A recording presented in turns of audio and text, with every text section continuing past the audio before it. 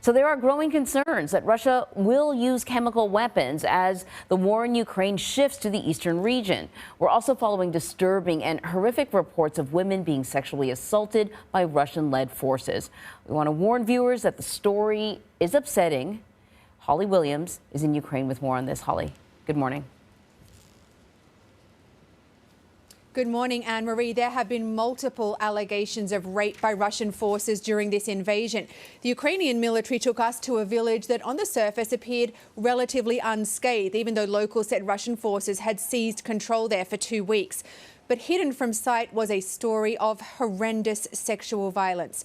And we want to warn you that our report is deeply disturbing.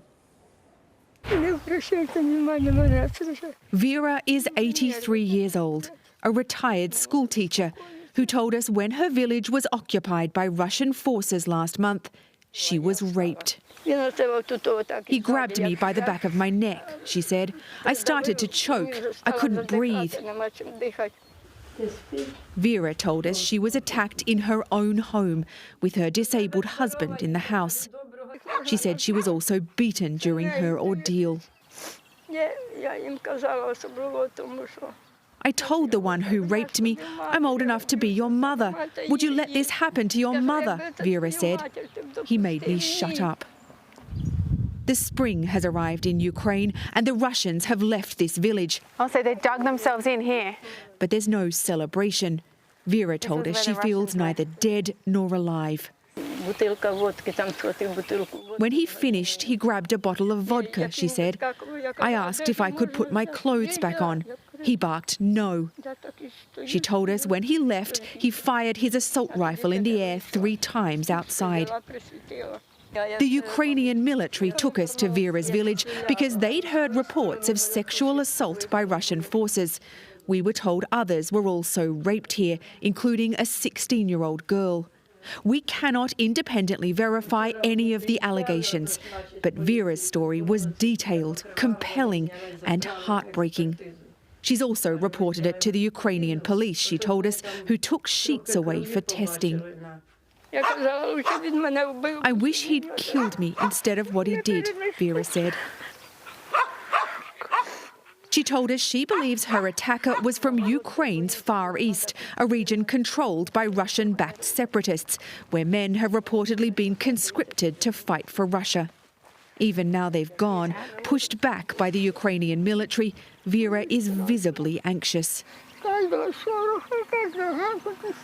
I feel like they're going to break into my house at night. I jump at every noise, she said.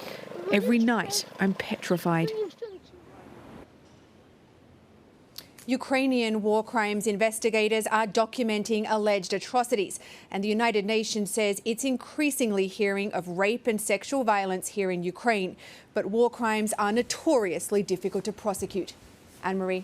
I've heard it been said that, every war is fought several times over because the people who have to endure it have to relive it over and over again. And you can see that is what this woman is going through.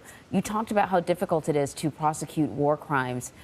Can you talk about the challenges when it comes to collecting evidence, why it's so tough that a war crime like this is hard to prosecute?